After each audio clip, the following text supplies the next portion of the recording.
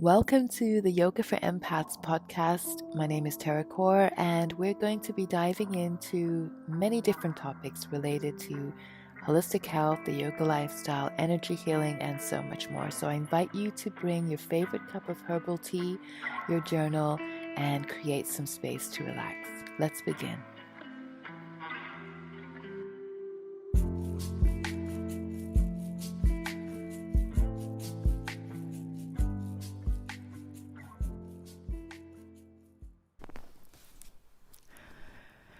Welcome, beautiful souls. Thank you for joining me on another episode. And today we're going to talk about something that I get asked so many times. I can't tell you how many times I get an email or a question related to this.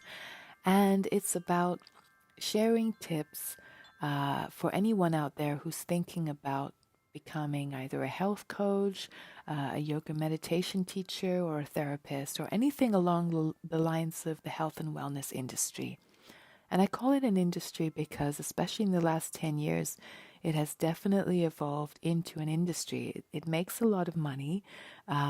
It's also a business that many people are starting to look deeper into, becoming freelancers, creating their own income and their own lifestyle related to this business of health and wellness, which is amazing and fantastic. And with that, I get this question asked more and more. So I want to address this question, and please bear in mind I'm sharing my own personal tips that I wish I'd known back in the day, especially starting off 20 years ago and seeing how everything has evolved over time. I wish I'd known some of these tips, or I wish I'd worked more with some of these tips. And also it comes from connecting with other people in this field. So whether it was clients who became therapists, yoga teachers, coaches, or whether it's working with fellow colleagues in a yoga studio and a therapy clinic. These are all the tips that I love to share. And the first one is not to rush.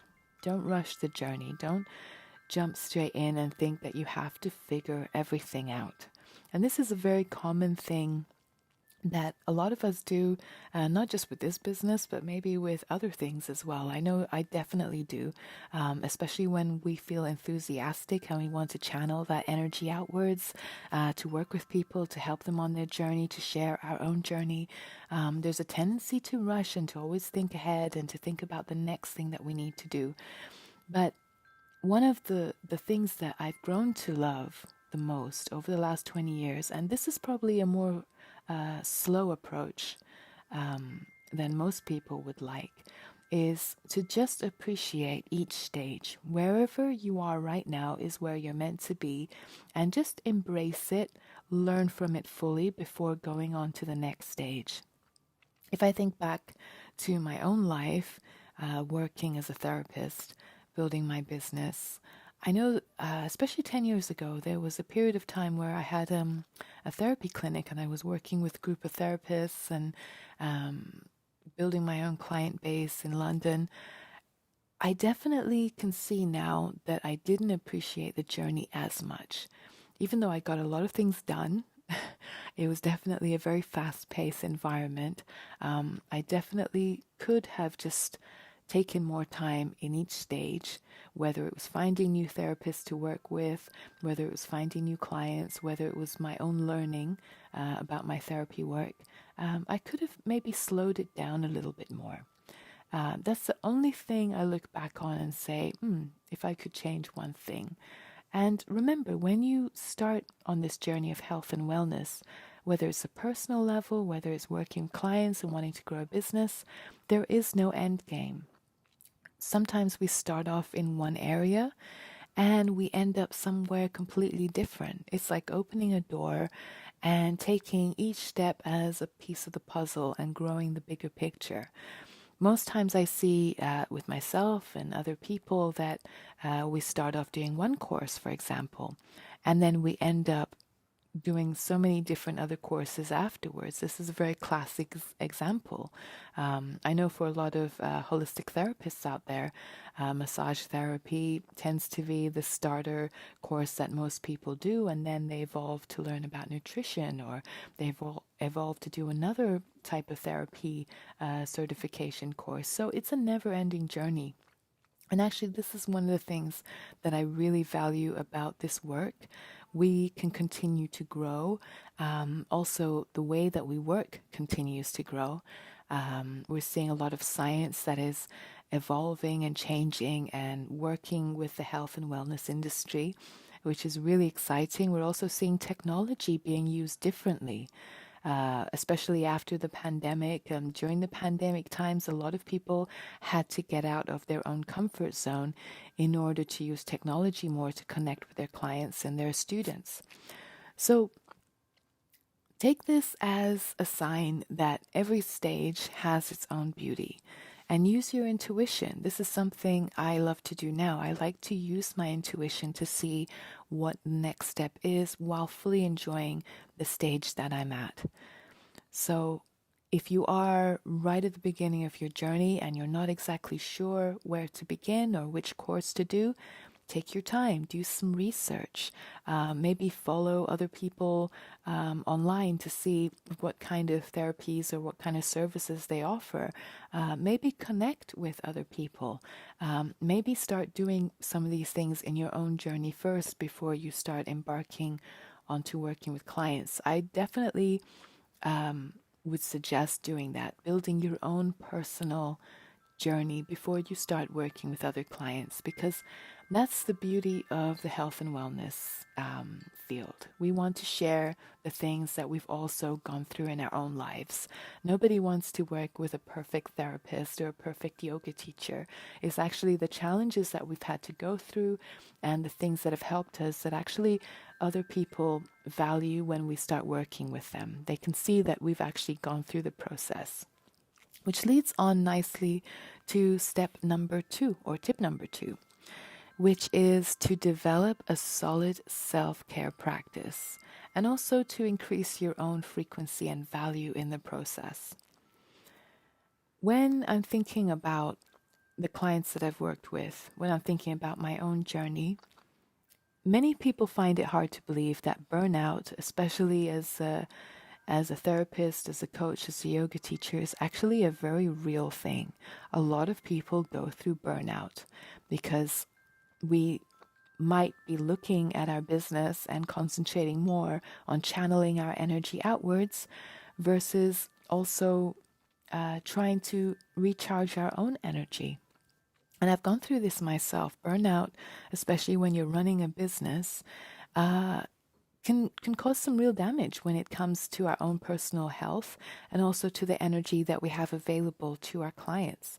So right from the beginning of your journey, developing a very solid self-care practice is essential. And this will actually probably help you with your own business in future or the things that you share with your clients. Once you take care of yourselves, once you nurture yourself fully and recharge your own batteries, you can also raise your own energy and you can also start to connect more to your own value and your self-worth.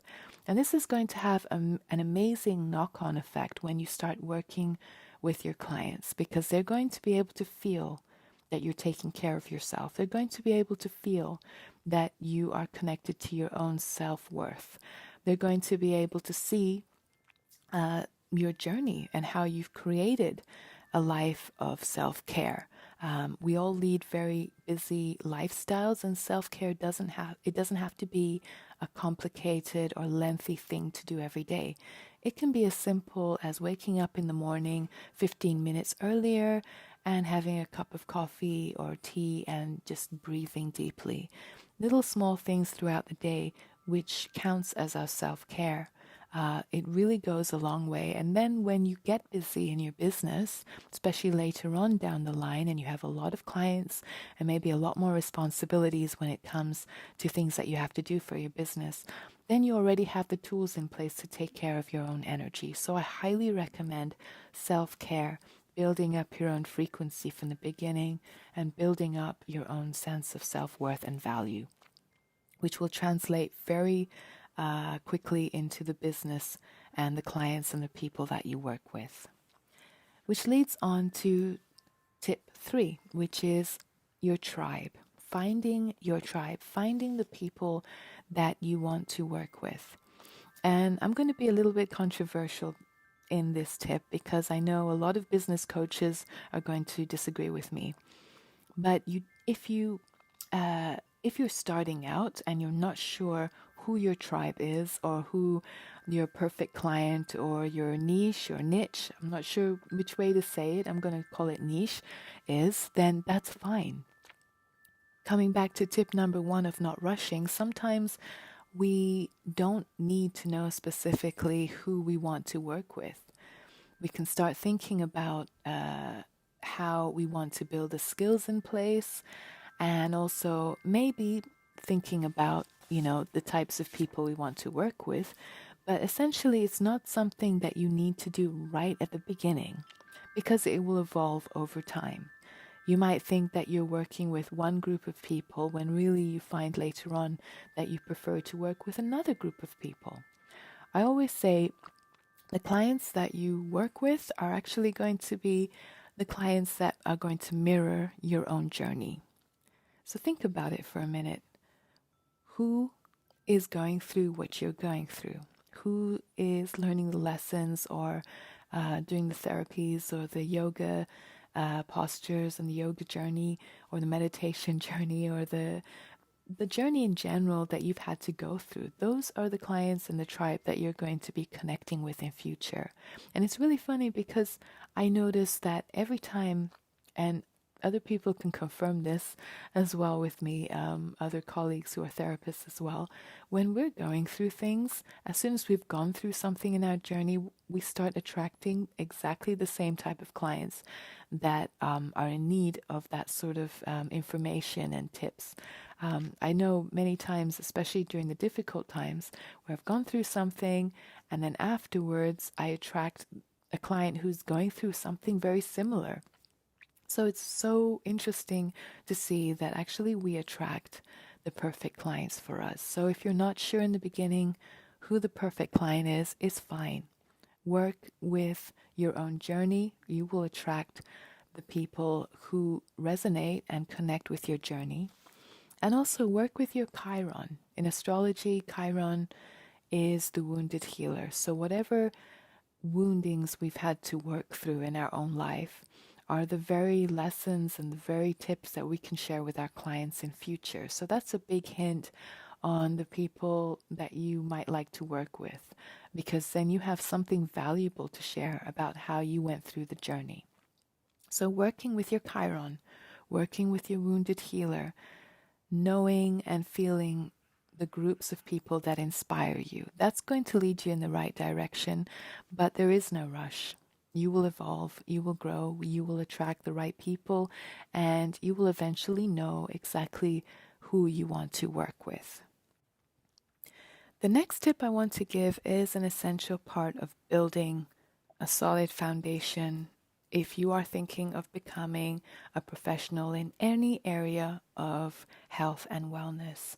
And I think this is a very important part. I can't speak obviously for all different fields when it comes to coaching, but definitely with the health and wellness coaching and mentorships that I'm seeing out there, a lot of the times people are just going by their own experiences and their own knowledge without being fully qualified in the area. And while maybe in other areas you can just go by that experience and that knowledge, definitely I think it's an investment when it comes to being a health practitioner of any kind to get fully qualified. So tip number 4 is to get fully qualified in the area that you're working on. It's an energy exchange, an investment for yourself to learn all the skills and all the knowledge that you need to work fully on a professional level with your clients. And I think also when it comes to different areas of health and wellness, if you do want to go on and practice, people do ask for qualifications, especially if you're going to work in a clinic or if you're going to work in a professional setting. A lot of the times people do ask for qualifications. And for insurance purposes, working with clients on a professional level, most of the time they do ask for qualifications as well. So I think this is a very important part. It's not enough just to go by your own knowledge and your own experience. And I say this because, especially recently, health and wellness coaching has become a very popular thing. And I have a recent client who I've known her for quite a long time, and she's been through the whole journey when it comes to eating disorders. She's had a long history of eating disorders, but it's also empowered her to want to become a health coach. And she wants to specifically go into nutrition and how to eat healthy.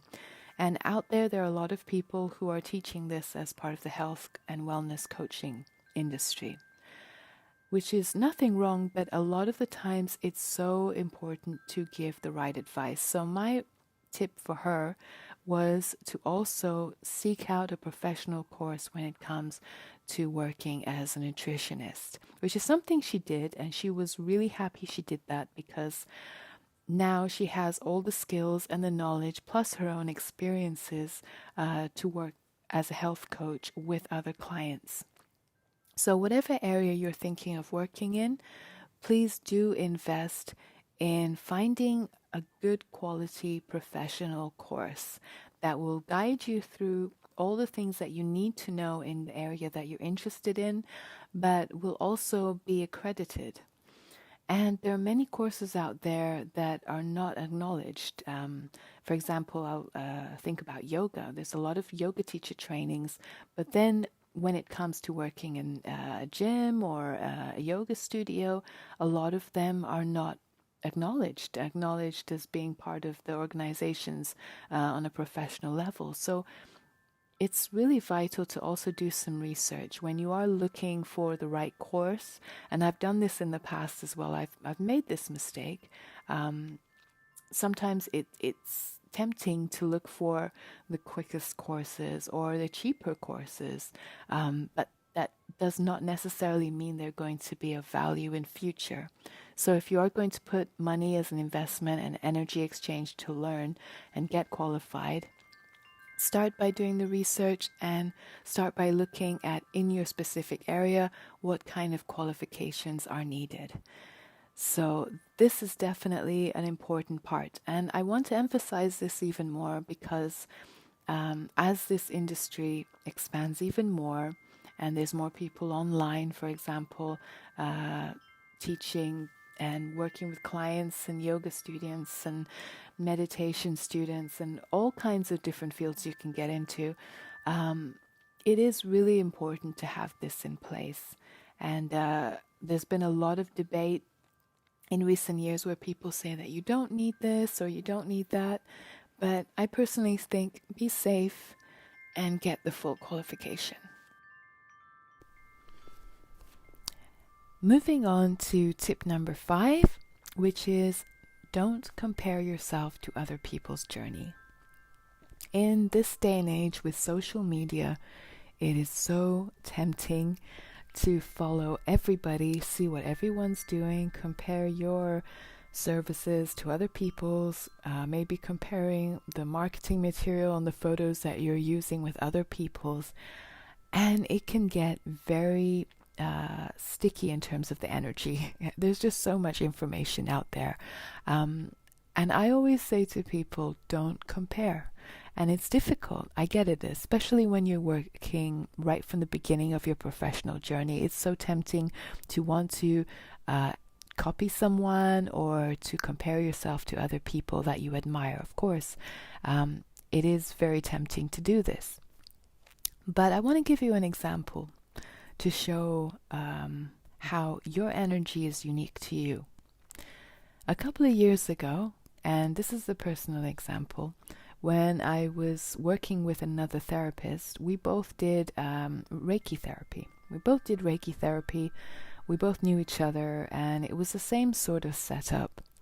And as our schedule started getting very busy, um, we were both juggling other things at the same time. So we decided that, okay, if she would have a client that she couldn't connect with or book, that I would do the Reiki for her and vice versa. So we would exchange clients as long as the clients were happy with that. And we tried this for a month. And it was very interesting to see that after that month, it became really obvious that the clients that wanted to work with her were attracted to her and her energy and her journey. And the same with my clients, they loved her sessions, but at the same time, they wanted to return to the energy that they knew. So coming back to that law of attraction and also that mirroring of that mirror effect of attracting your clients, you will attract the crowd and the people that is right for you. And soon after that month of exchanging clients, it was very obvious that it wasn't working. And it was also, I think now looking back, a really good experiment when it comes to the whole idea that we have to compete with each other when it comes to clients. There are literally hundreds and thousands of people out there, especially now that we're using technology to work with clients. We don't need to compete with other people. Instead, we can use holistic marketing, which is to put ourselves out there, to be authentically the people that we are out there, and see who comes our way. Obviously, marketing is another big topic to cover, but if you're doing the right steps to market yourself, to put your energy out there, I promise you, you will attract the people that are right for you. And there's no need to compare. There's no need to compare your results, your successes, your goals with other people's, because what might work for other people might not work for you. So everyone is different, everyone is unique, and that's part of the beauty of working in this field. It's about really honoring what works for you. I remember, as a last example of comparison, I remember when I was working in a therapy clinic, there was one guy who literally saw about 8 clients in one day, 8 one-to-one sessions. And at the time, I was still, fairly new to working in that professional setting. And I was always wondering why I couldn't really feel comfortable with working with that many clients. I could probably do maybe 4, and then by the end of the 4th, I knew for myself and my own energy I couldn't.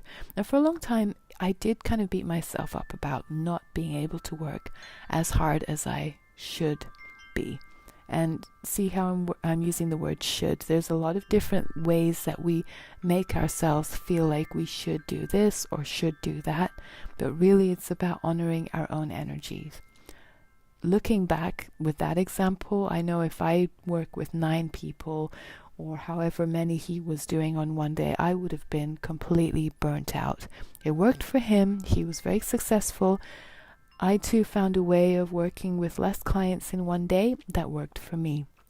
So again, coming back to not comparing or not needing to compare to other people, just working with what's right for you. So for my final tip, I want to dive in deeper into the topic of competition. Competition in itself is actually quite healthy. I think it's a healthy driving force. I see it as a very Mars energy. If we think about astrology, it's that sort of drive to do things. And sometimes for many of us, feeling that competitiveness, that kind of inner competition, when we see something that triggers us, can actually push us forward and up level our game. So it's not a bad thing. But I do think there can be times where we can also be caught up in the competition, if that makes any sense. And that can be quite draining for our energy, especially if you are a sensitive soul like myself and many people who work in this field. So what I like to do is I like to work with both the masculine and the feminine energy. This is the way I personally work with that fire when I get triggered into feeling competitive. if, for example, I see someone doing something and it starts to drive up that fire within me, what I do is I bring in the feminine energy, which is about nurturing and being creative and being intuitive and building something from within. So, what I do is I look at maybe if it's a person, what things I like about the person, the qualities I like about the person. If the person's doing something in their business or doing something in their lifestyle, I look at that and I think, okay, I actually want to feel inspired, which is a very feminine quality, to feel inspired by the person. And I write it down on a piece of paper, exactly what it is that inspires me. And I find ways in which I can bring that into my own journey. It's almost like I look at that energy, which is very similar to what I do for other things that can be triggering. For example, jealousy. That's another thing that not many people talk about. But let's say if you're feeling overly jealous of someone because they're successful in business, or other emotions that can be quite triggering and bring up that fire within, you can also use this same technique where you write down the qualities and the things that make you feel inspired and start thinking of ways to implement it in your own life.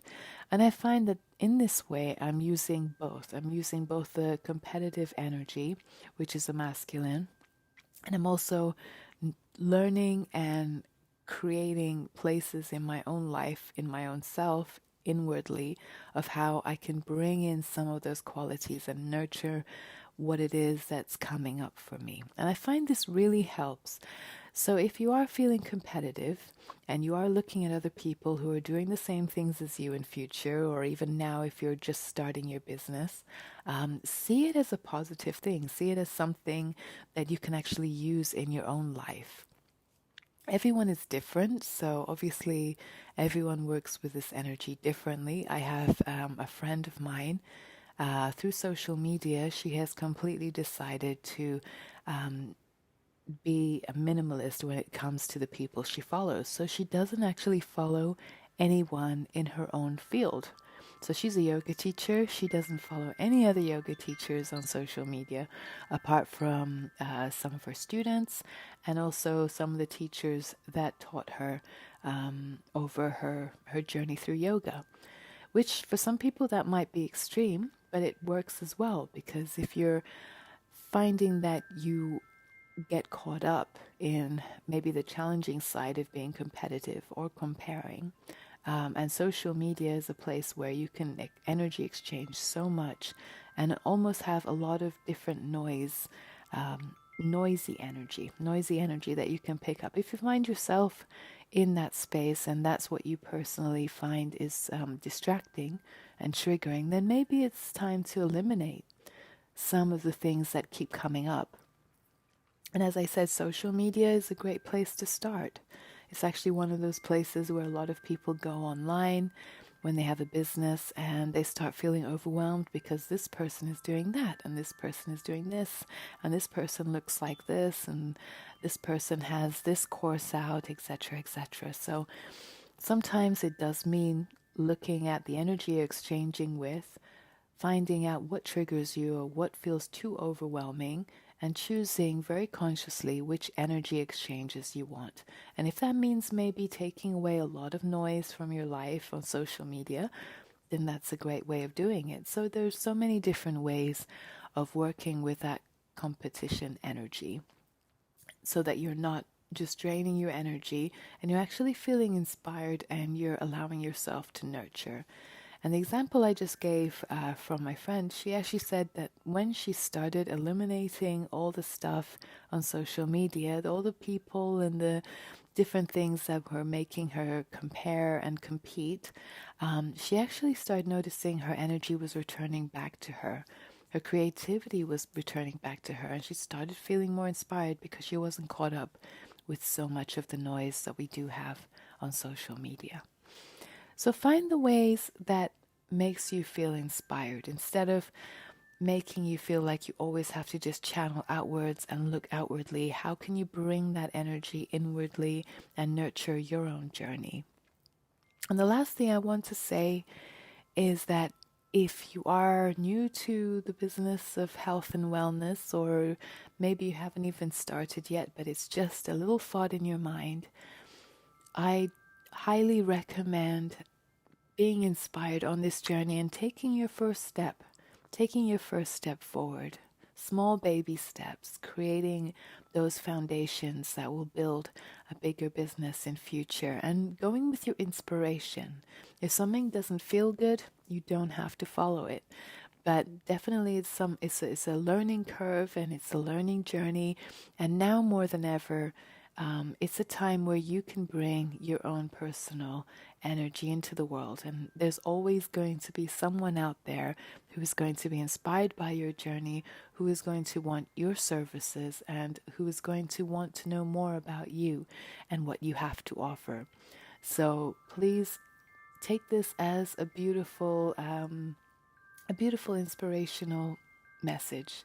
If you're listening and it's completely new or completely um, dream, if it is a dream in the future that you're thinking of doing, go for it. This is definitely a time. And with the use of technology, with the way things are going in the world, there's going to be more demand. I can see, especially now more than ever, there's going to be more demand for people out there to consciously help and create safe spaces for other people to thrive and grow.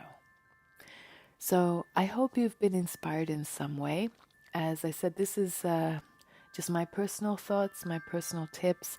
I've kept it very general, so this can apply to anything really in health and wellness, whether you're thinking about being a yoga teacher, a therapist of some sort, a coach in some form, or a mentor in some way.